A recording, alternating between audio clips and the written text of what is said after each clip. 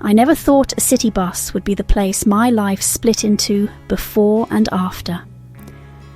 Portland rain ticked against the windows, the kind that seeps into wool and bone. I stood with one hand braced on a cold, vibrating pole, the other cupped over the firm curve of my belly. My daughter kicked against my palm, fierce, certain, while the bus lurched and sighed through downtown. 8.5 months, feet numb, back aching, every seat taken. Julian's profile was a blade. The smile he'd worn when we boarded, easy, public, practiced, slid off like a mask someone forgot to glue. His jaw flexed once, a small muscle stuttering near his ear. He leaned in close enough that I could smell his mint gum and the metal tang of rain on his coat.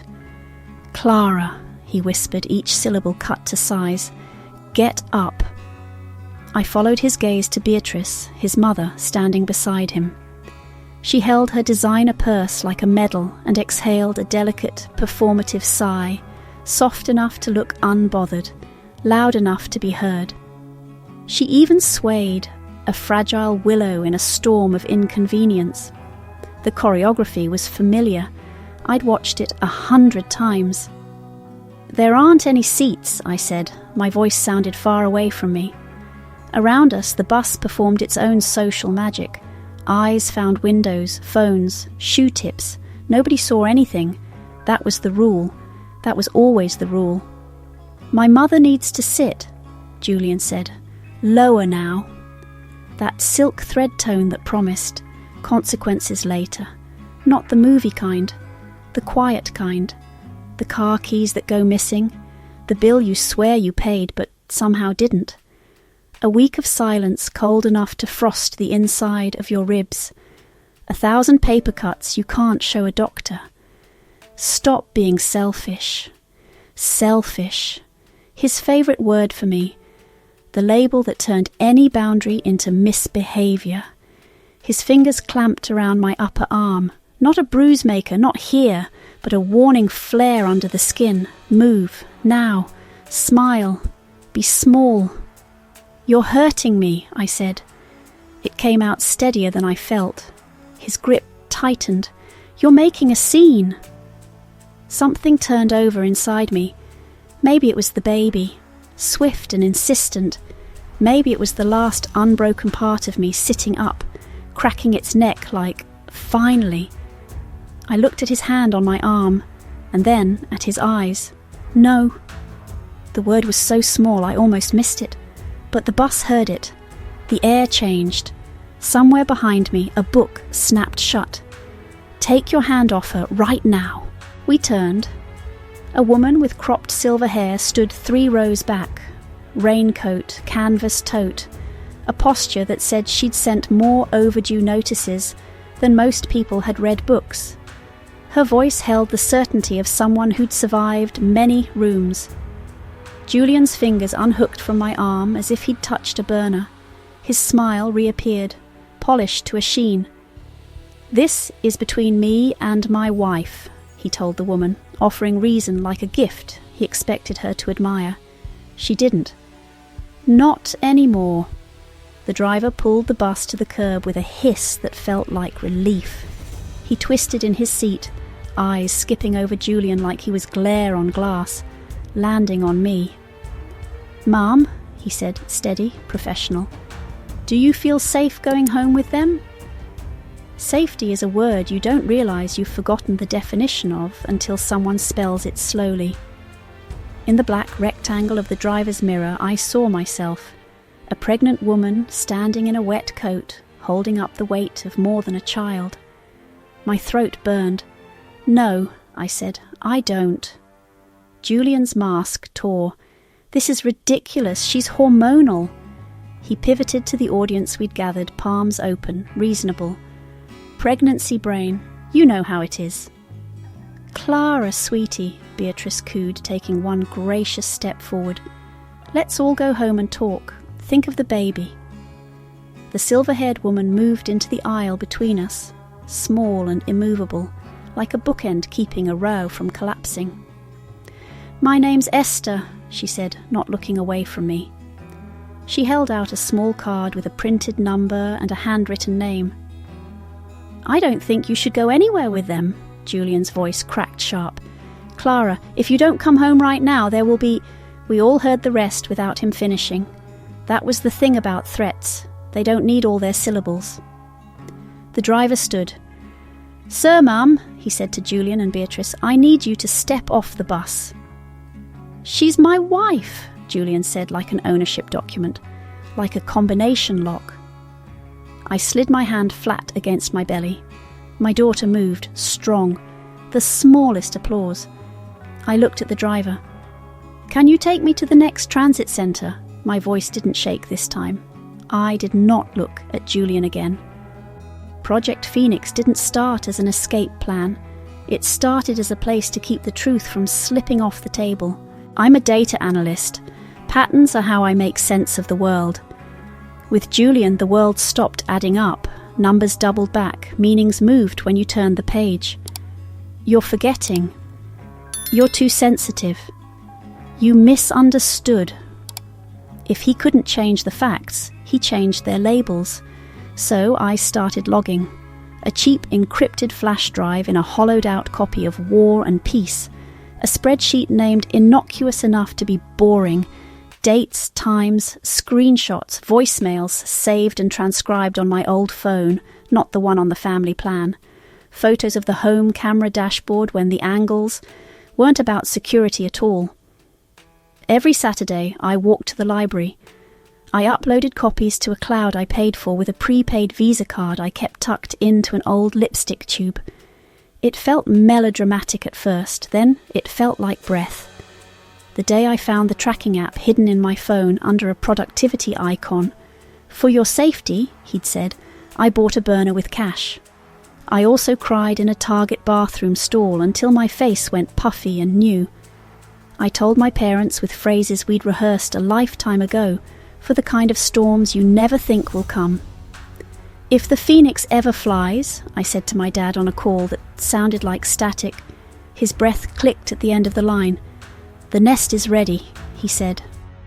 At the transit centre, I didn't call a rideshare. I took 3 buses that made no sense in a row. In a public restroom, I swapped SIM cards with shaking hands. I texted a number only 3 people had. The nest was a 2-room apartment with a stiff lock and a view of an alley and the back of a diner that smelled like onions after dark.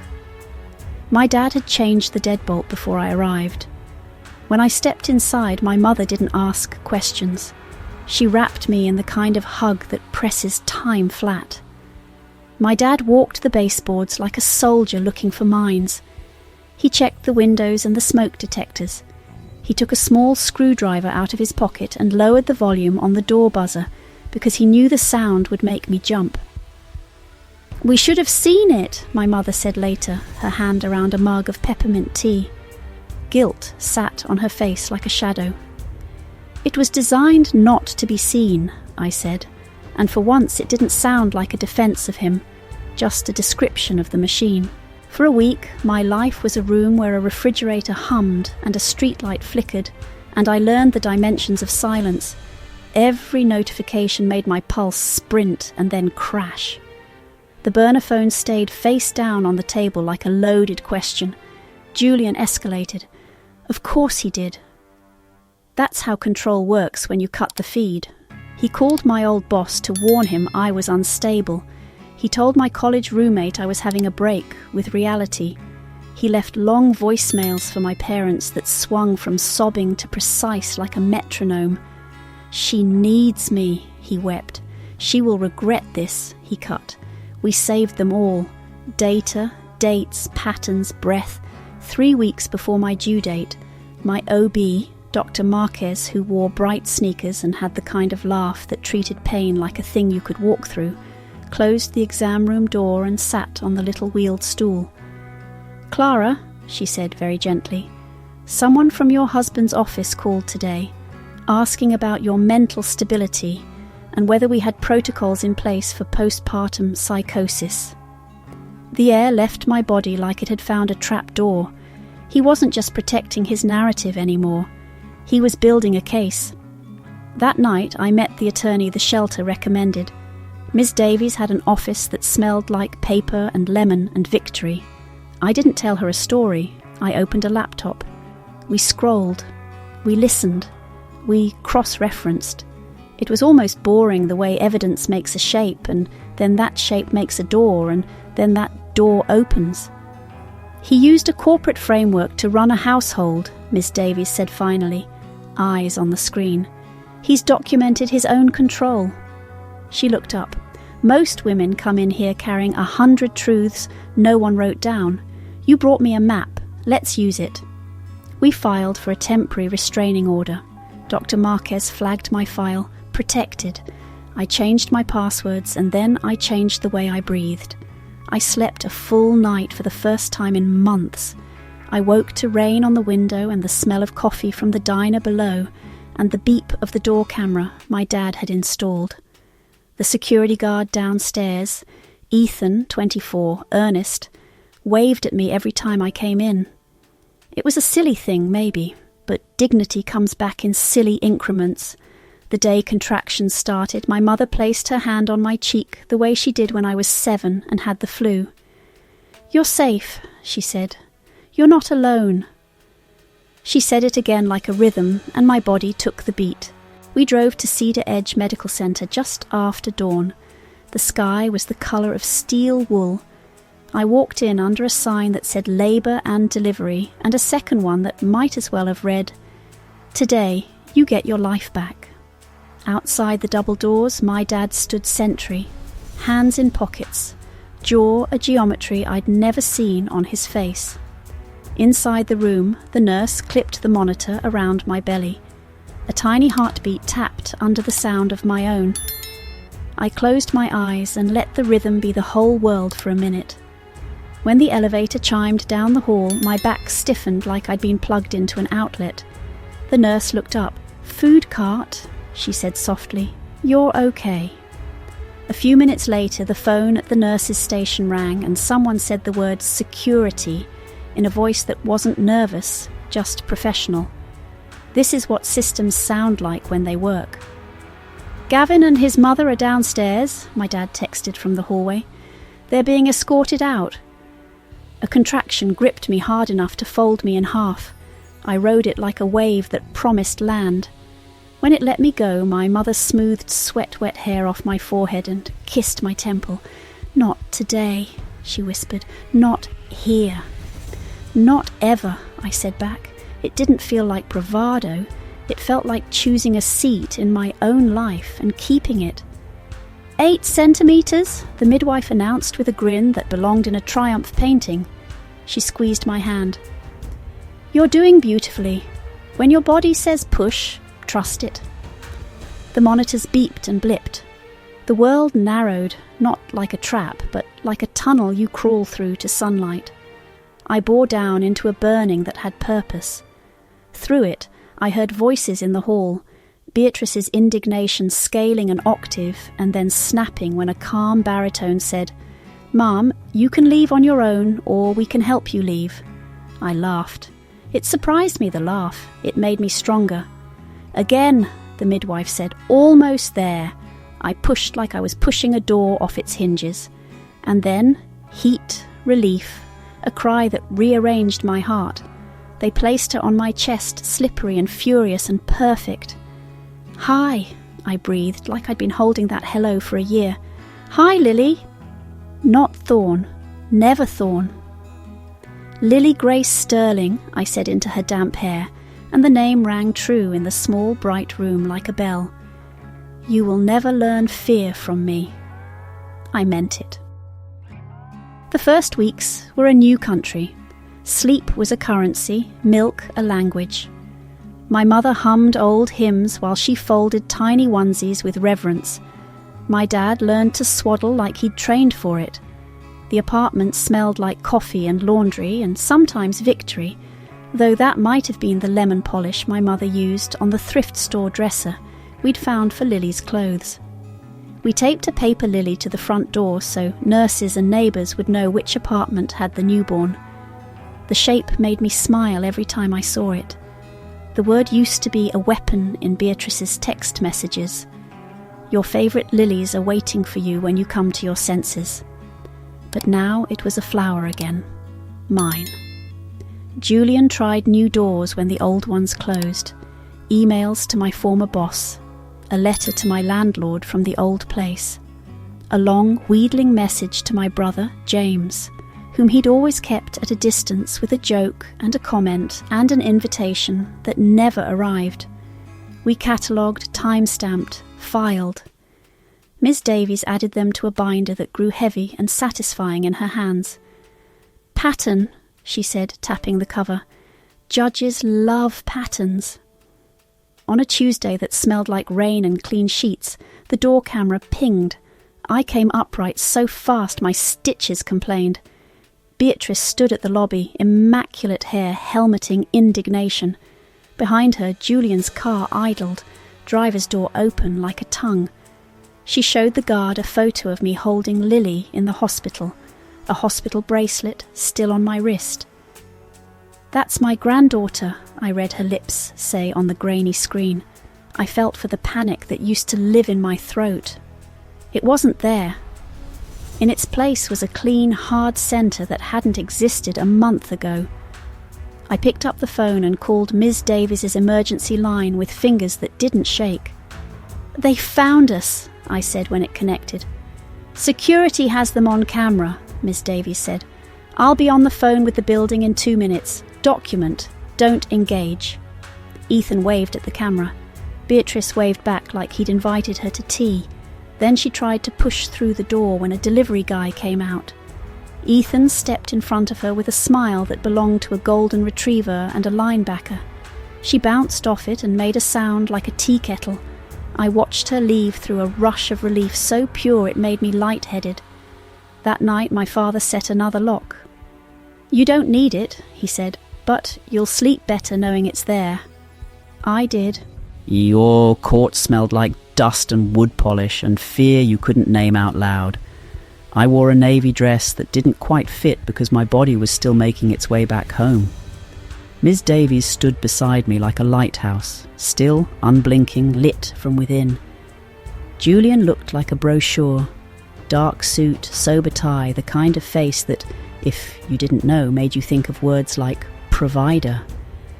Beatrice sat behind him with a tissue she never used. He smiled when he saw me. The smile was a door he expected me to walk through.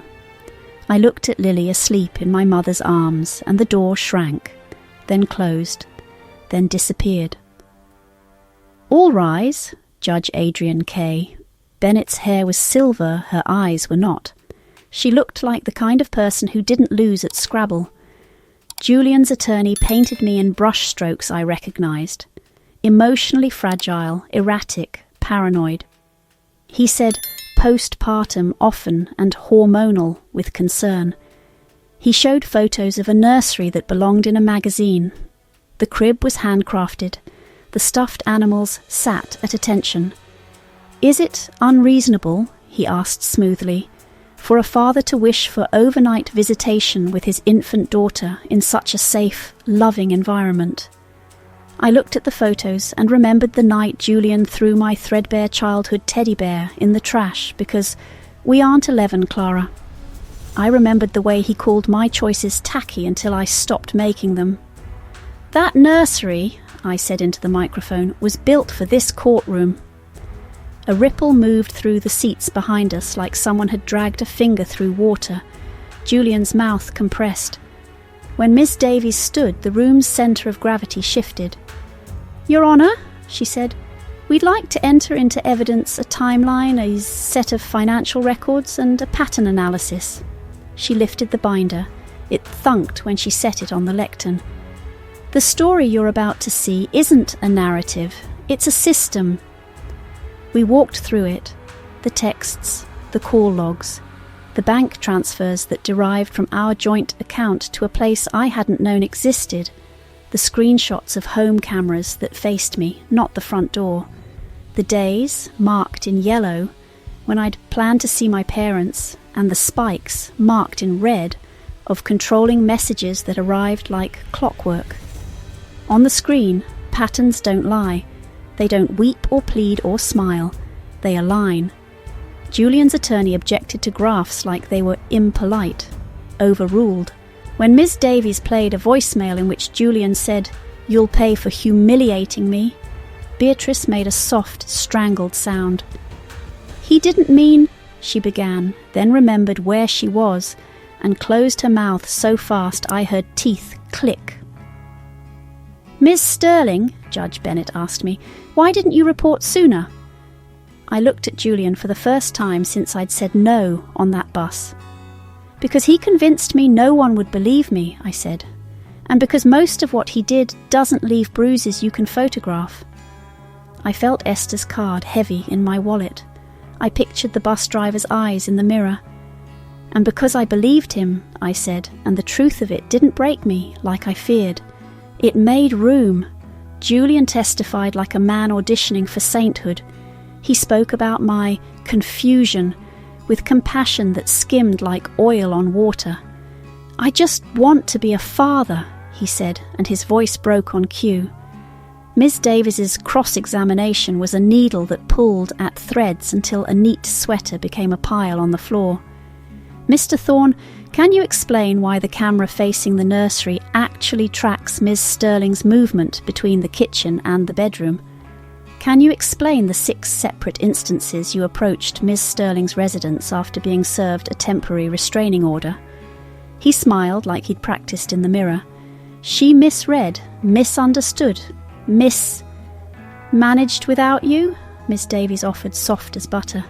The smile slipped. For a second we all saw the hinge behind it. Judge Bennett's ruling landed like a gavel meant to be heard 4 rooms over.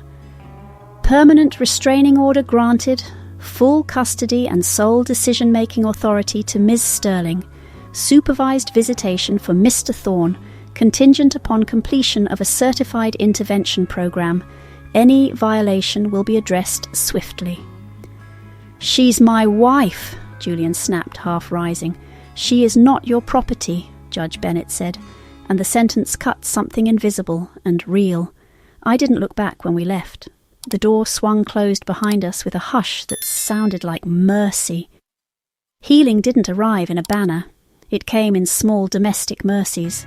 Lily's first laugh, wet and surprised, when my dad sneezed like an earthquake, the way the afternoon sun slid a warm rectangle across the thrifted rug right when Lily got drowsy.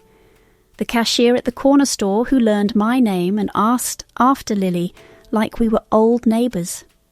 Therapy sessions where Dr. Kaufman said, "Let's set down one heavy thing today." And I did, and somehow walked out lighter without leaving anything behind. I wrote a guide because I needed one. Not just numbers and laws, but questions I wished I'd learned to ask sooner. What changes in your body when you hear his car in the driveway? Who has a key to your house? When was the last time you spoke alone with your mother? It felt like rebuilding a bridge I wished someone else had built for me, plank by plank, handing hammers to women who came after. Esther and I had coffee once a month at a diner that made terrible muffins and perfect scrambled eggs. She always ordered tea and always brought me a paperback she was sure I'd love. We didn't talk about the bus much. We talked about Lily's sleep regression, about library budgets, about the new exhibit at the Children's Museum. "Heroes are inconvenient," she said once, stirring her tea. "Better to be a neighbour." I cried in the diner. It was fine.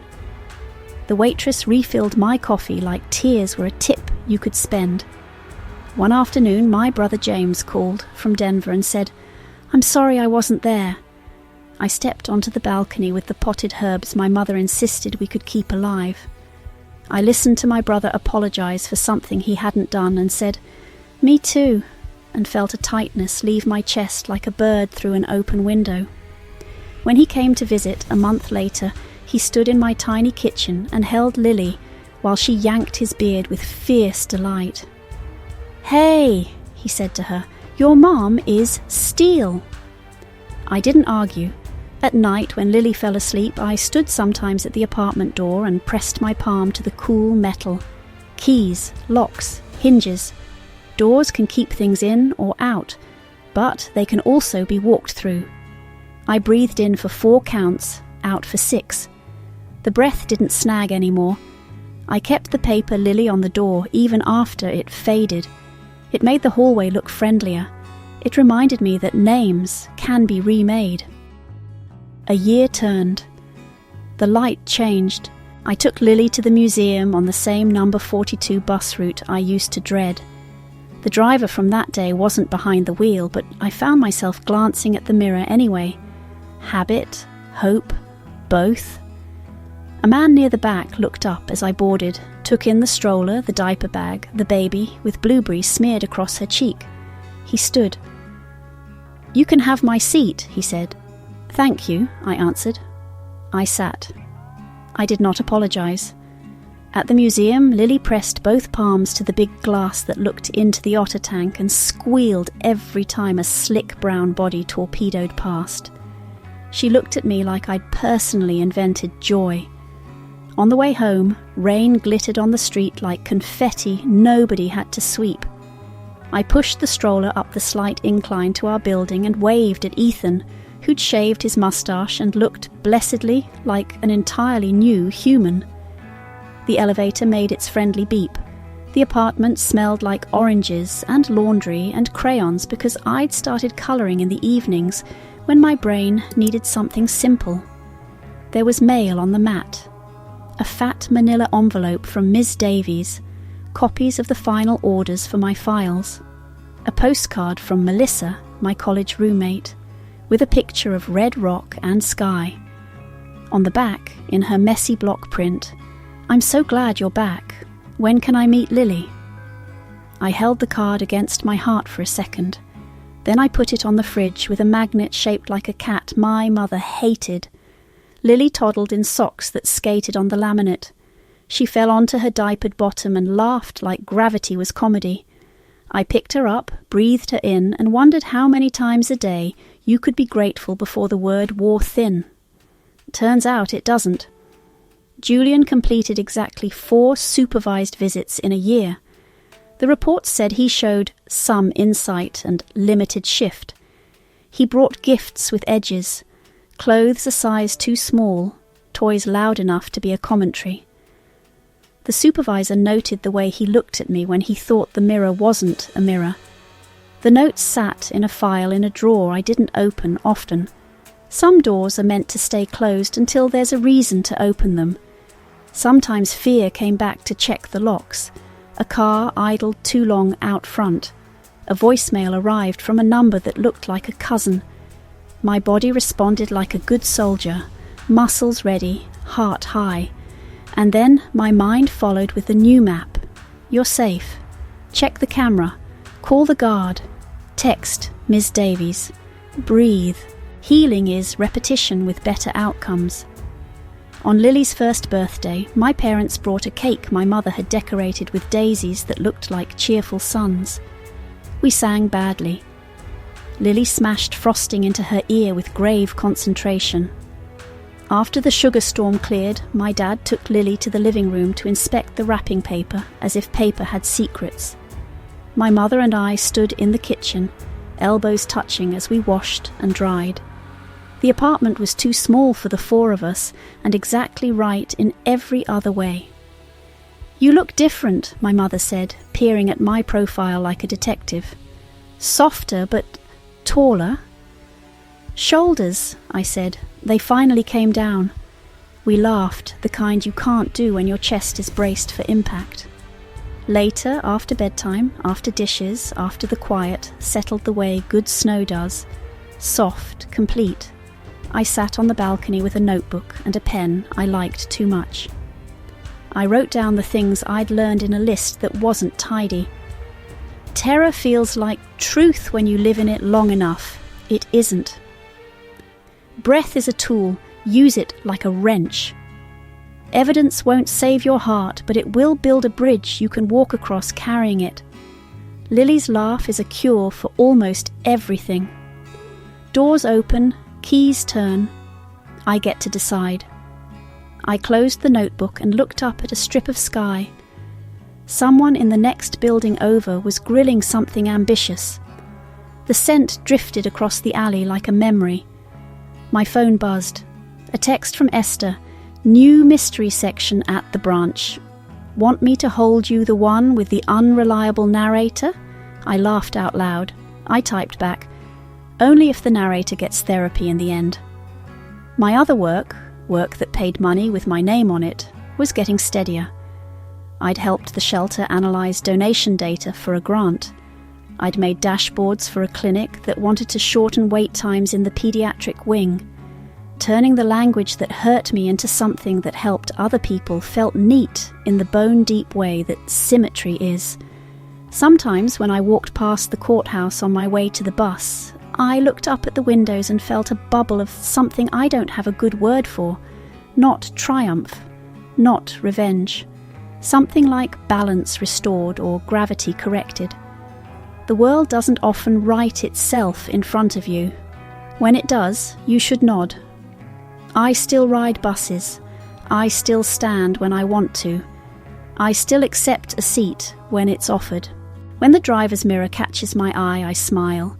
They smile back. We're all neighbours after all. People sometimes ask in careful voices what was the turning point. Was it the bus, the baby, the judge? It was all of it. It was none of it. It was breath and evidence and a librarian and a driver and a father with a screwdriver and a mother with hymns and a baby who kicked at the exact right moment. It was 1,000 paper cuts and then one paper card with a phone number on it. Mostly it was this. I decided to keep my seat. I decided that when someone said selfish, I would hear human. I decided doors are for me too. And on a rainy Tuesday in a city that leaks into your socks, I said a word so small you could miss it. No.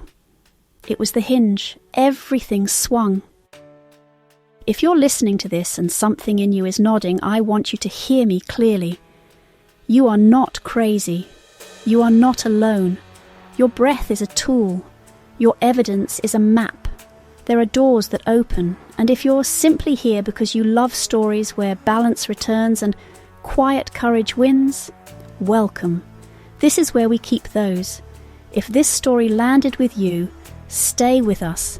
Like, subscribe and share, so more people find their way to the seat that's theirs. Disclaimer. This is a work of fiction created for dramatic storytelling. If you or someone you know is in danger, please seek local resources or hotlines in your area. Clara.